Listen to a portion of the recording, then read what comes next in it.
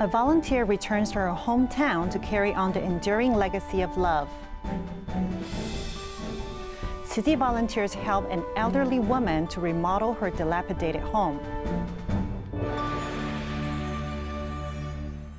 Welcome to DaAi Headlines. I'm Jenny Lee. Thank you for joining us. 22 years ago, a flood washed over Dongting Lake in Hunan Province. Tzu Chi distributed rides to 10,000 affected residents and built 64 houses. In the year 2000, the locals named it Hongshan Tzu Chi Village. Last October, Changsha Tzu Chi volunteers visited the area for the first time, establishing good rapport with local villagers. And recently, another visit took place. Here's more. Hongshan Tzu Chi Village was inaugurated in 1999, which was commemorated with a special monument.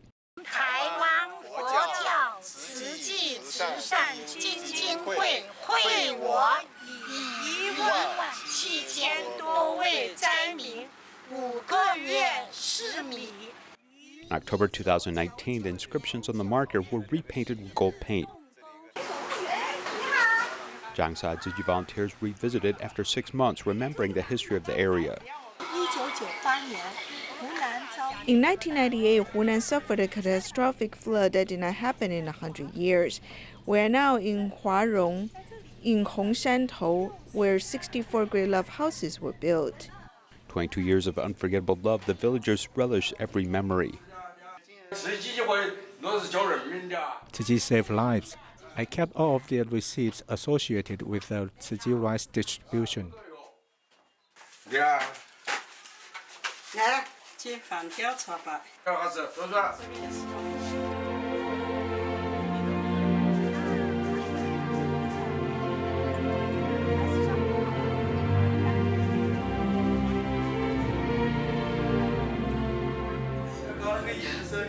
Remembering the year of the huge flood, and DaAi TV news report encouraged Tzu Chi volunteer Yi Dan, who made many trips from Xiamen to her hometown in Huarong, many times establishing many seeds of kindness. We often meet at home and I make vegetarian food for them. I think Tzu Chi's humanitarian work is very good. I'm going to publicize it. Thank you to all the new bodhisattvas on the ground. They have accompanied me to achieve what I want to do. I also wish to cultivate Tzu Chi deeply in the future. Then I hope that my hometown Huarong, this thing can do Tzu Chi as bodhisattvas emerge.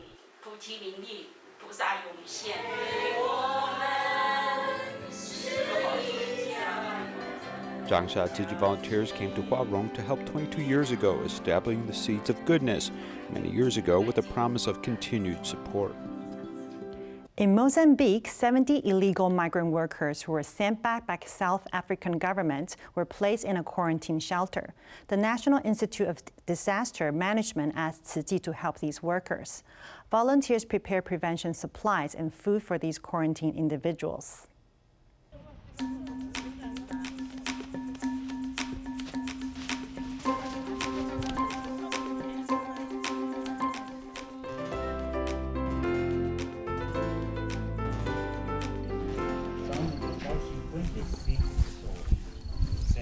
In the evening, the empty shelter is ready to take in 70 people. They are illegal immigrant workers who have been sent back to Mozambique from South Africa.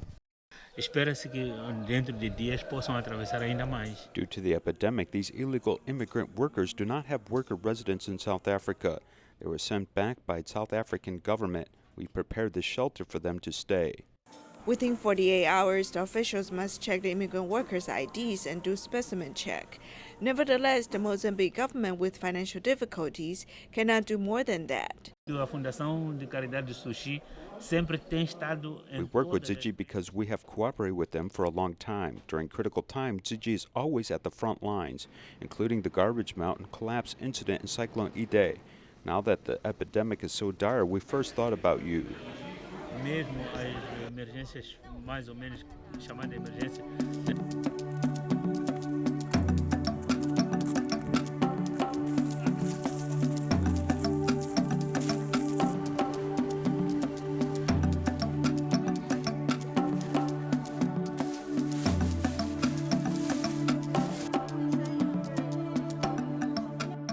Buen día. Buen día.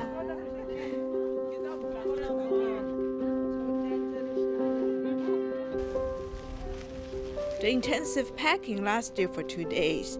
Despite that, the volunteer smiles are still like sunflowers under the sun. Cansada, ¿no? Oh. But muito feliz aquí. The truck full of supplies heads to the shelter, which is a 3-hour ride away. Volunteers who put on masks, face shields, and isolation gowns give the epidemic prevention supplies to the quarantine immigrant workers. Seeing these supplies, I'm deeply touched beyond words. I really cherish them. Thank you again for the gifts. Volunteers brought supplies to the immigrant workers, giving them love and warmth during this critical time. In Taiwan, an 80-year-old woman lives in a dilapidated house that leaks. Her relatives worries about her condition, so the borough chief informed Tzu Chi for assistance. Volunteers renovated the roof, installed the water heater, and also painted the rooms. Now she can live safely and comfortably.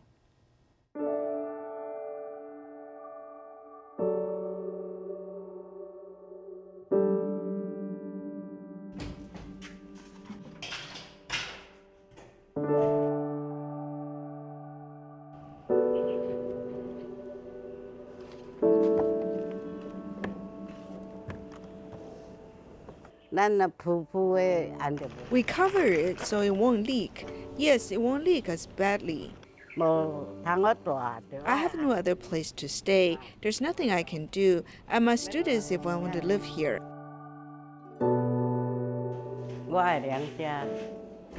My grandpa has left this house to my father. My father has left it for me.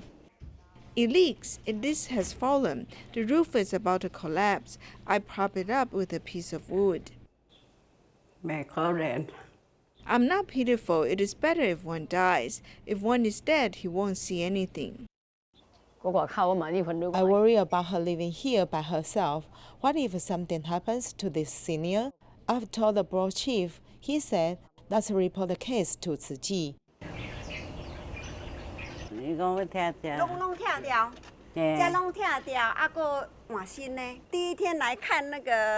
When we first came to take a look at the roof, she pulled me aside and said, "Sister, I have to tell you that I don't have money."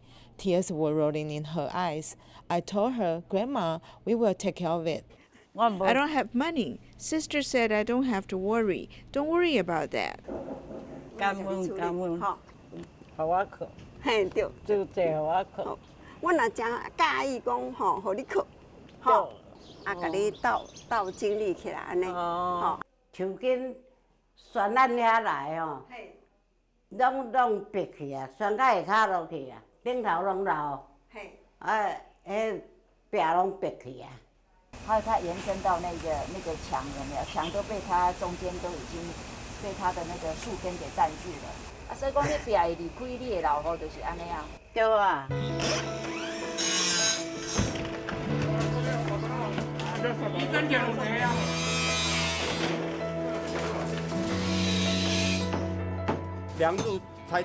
We take apart the pillar. We will install C-type steel pillar.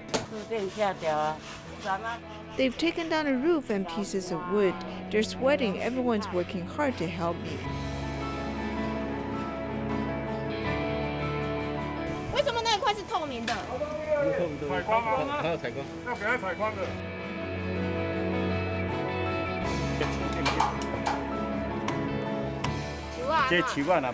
If we don't get rid of this tree, its roots have extended into the wall. If you don't get rid of it now, you can't repair the wall. It will still leak. The cement has turned powdery, so it falls apart. We need to scrape it before the brothers can paint the wall.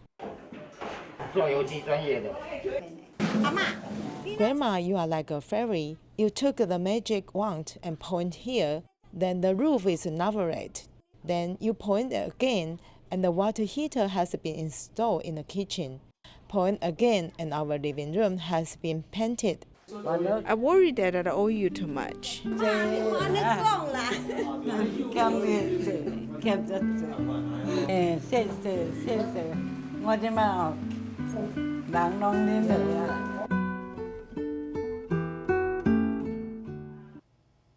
An article circulating on the internet mentioned that men who drink milk often are prone to prostate cancer. It adds that to avoid prostate cancer, one should eat more tomatoes. What's the truth? Let's see the report for answers.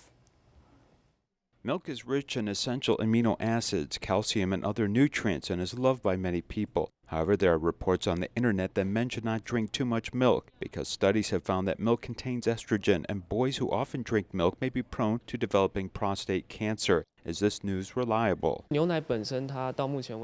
no evidence that the milk itself will cause prostate cancer or affect it in any way. Some people think that it is related to a high-fat diet. A high-fat diet, such as high consumption of beef or red meat, can make it easier to get cancer. How can we prevent prostate cancer? Some people say that eating more tomatoes can help prevention. Let's hear what a nutritionist says. For the tomato itself, its lycopene belongs to the phytochemicals and has an antioxidant effect. Lycopene is a fat-soluble, and after cooking with fat, consumption of 2 or 3 large tomatoes a day really can reduce the risk of prostate cancer. Nutritionists recommend using a vegetable-based oil which contains unsaturated fatty acids such as olive oil and sunflower oil to help make the best use of lycopenes. Also avoid animal fats such as lard and butter because excessive intake of saturated fatty acids can easily increase the risk of cancer. In terms of diet, we suggest those high in fruits and vegetables which are good for prostate disease. Doctors say that prostate cancer has no obvious symptoms and is difficult to distinguish it from benign prostate disease. Therefore, if you have difficulty urinating, frequent urination, or even hematuria, you should consult a doctor as soon as possible, as early detection can lead to early treatment. Nurses who work in the front line have to endure 8 hours of work in protective clothing, including dozens of robe changes. Li Junwen, who graduated from nursing department of Tzu Chi University of Science and Technology, works in the negative pressure isolation ward just 18 months into the service. She's doing her job at the most alarming time of the pandemic. However, she's not deterred by the responsibility and has continued to learn new knowledge to help patients. This is negative pressure isolation room equipment, gloves, shoe covers, and caps. We just wear it once, and after it is used, you have to take them off. This personal protective equipment has to be put on one after another. After taking care of a patient, you need to change the whole set. Nurses have to change more than a dozen times a day. Because of COVID-19 outbreak, this is a daily routine of nurses at Hualien Tzu Chi Medical Center. If there's really a transmission, then we'll further discuss it.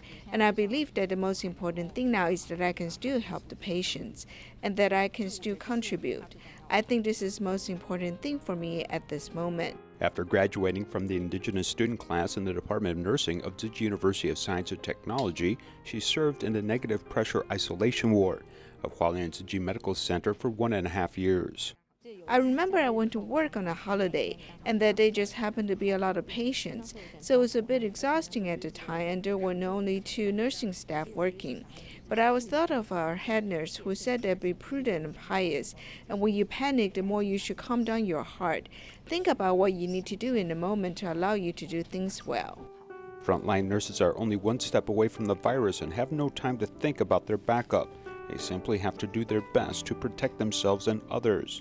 Prolonged contact with suspected infection cases creates psychological pressure, which is one of their most challenging issues. When I first came into contact with this young person, I thought she didn't have much self-confidence, but she's actually very clever and learns quickly after I taught her. She's also good interacting with patients, and she has lots of empathy for them. She's also able to do difficult work, and when it is busy, I look at her, and she always takes things very seriously. Also, she won't complain about the work. Despite the suddenly shocking nature of her work, Li Junwen did not choose to back down. Instead, she draws upon her cheerful nature to show the true value of her nursing services. There's a lot of work that needs to be done, especially regarding time, physical energy, and even mentally. Also, we don't just administer drugs to patients, but are also a psychological companion. Nursing is actually a profession that is being constantly updated. The most important thing is to maintain a heart that is able to learn. Though she only has 1.5 years of clinical nursing experience, the onset of COVID-19 has required her to constantly absorb new knowledge and adapt to the rapidly changing work of nursing. This has left her in the best position to safeguard the health of all her patients. Despite the movement restriction order, Malaysia Tzu Chi volunteers were still able to host a Ramadan aid distribution. Unlike the previous years, the care packages were mailed directly to care recipients' home. For those in remote areas, volunteers delivered the packages to their homes in person.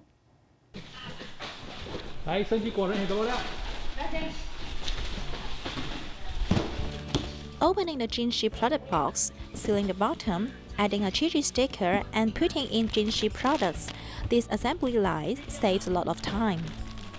For the Ramadan distribution, we are preparing care packages for care recipients. During movement restriction order, volunteers cannot host aid distribution and care recipients cannot come to Changsha Hall to get these care packages, so we can only send the care packages by mail. Apart from Jinshi products, volunteers also prepare a blessing card with Jinshi recipes and a letter to care recipients. To ease their mind, we wrote on the card that our love and care are still here. We'll continue to send this love to their home. We also asked them to take a picture of these care packages and send it back to our volunteers. This is a way for our volunteers to celebrate and feel at ease.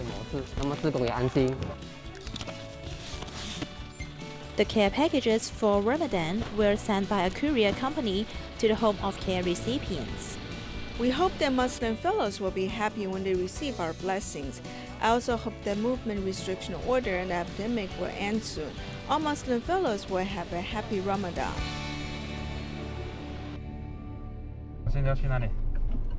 We are going to send this Ramadan package to Masida's home because she is staying in the countryside where mail cannot be reached. As the homes of some care recipients are too remote where the courier company cannot reach, Chi Chi volunteers took up the responsibility to deliver the packages to care recipients personally.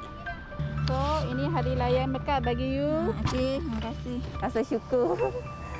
Thank you very much. Thank you, Tzu Chi, for taking great care of us. It helped us a lot. Banyak membantu dah. Chi Chi volunteers attentively prepare care packages for care recipients, allowing them to feel Ramadan and Chi Chi's love during the movement restriction order. It's the month of Ramadan, but as COVID-19 persists, mosques remain closed. Ben Uy and his wife and children are observing this holy month at home. Even though COVID-19 presents its challenges, Ben is looking at it with a positive mindset, as he is able to spend more time with his family. Salat asar 4 rakaat kerana Allah merupakan sah. Bismillahirrahmanirrahim. Allahu Akbar.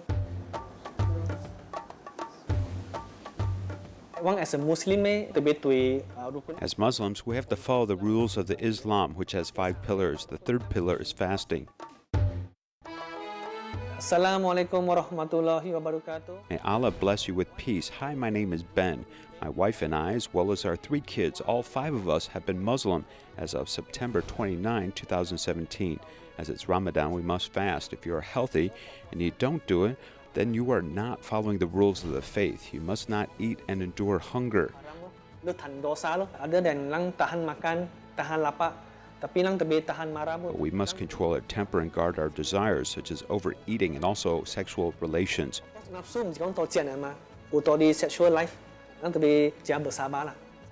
Islamic pillars of faith are special. The first is observing Ramadan. The second is the Maghrib prayer during Ramadan. Normally, there are no nighttime prayers. During COVID-19, the mosques are closed, as well as the prayer rooms, so we can't go to the mosque to participate in nighttime prayers. Due to the movement restriction order, there are no iftar markets, so many of the food we used to eat are not available. But that's okay. We can make our own at home and pray together for Maghrib. It helps to bridge our family's relationship closer together.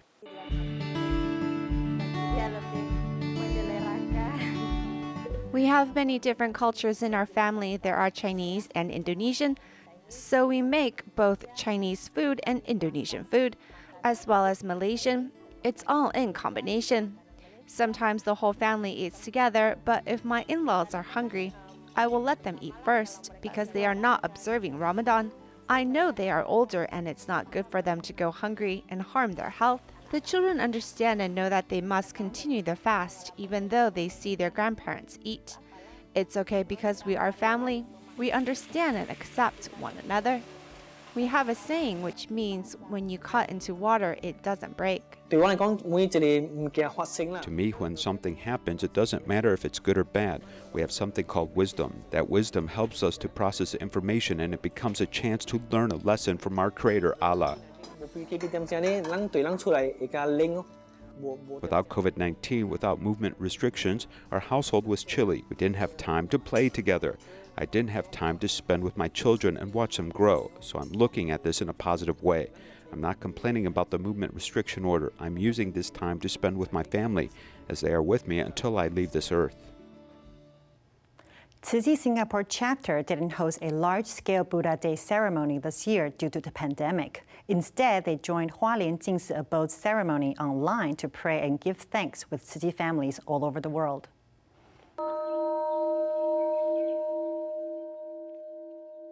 The chanting from Hualien Jingsi Abode has echoed in the heart of global Tzu Chi volunteers.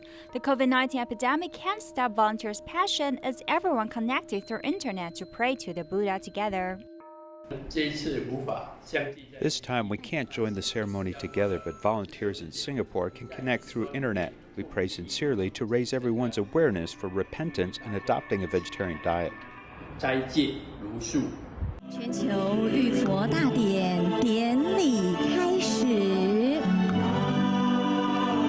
礼佛。Volunteers met each other on the cloud to join the Buddha Day ceremony together. There were also volunteers from Malaysia and Hong Kong participated. We are here with over 100 family members of Tzu Chi to pray to the Buddha solemnly. I was very touched when everyone was chanting together. We need to promote vegetarianism more actively because we need it to achieve great compassion.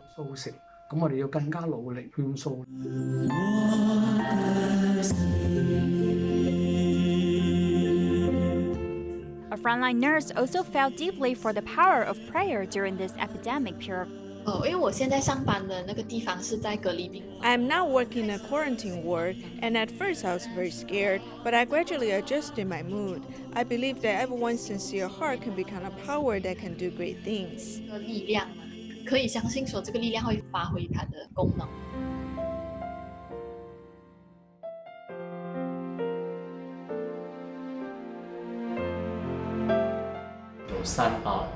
We got the three precious to lead us on the right path. We're all soaked into gratitude and devotion. We truly hope that the epidemic can be over soon. We should calm our heart to reflect upon ourselves. We need to improve our cultivations and change our concepts. In 2018, the campfire changed the way how Kang Khao residents live on their lands. Tzu Chi works with Butte County Local Food Network to supply produce to those in need during the COVID-19 lockdown. We'll leave you with the footage. Thank you for watching. See you next time.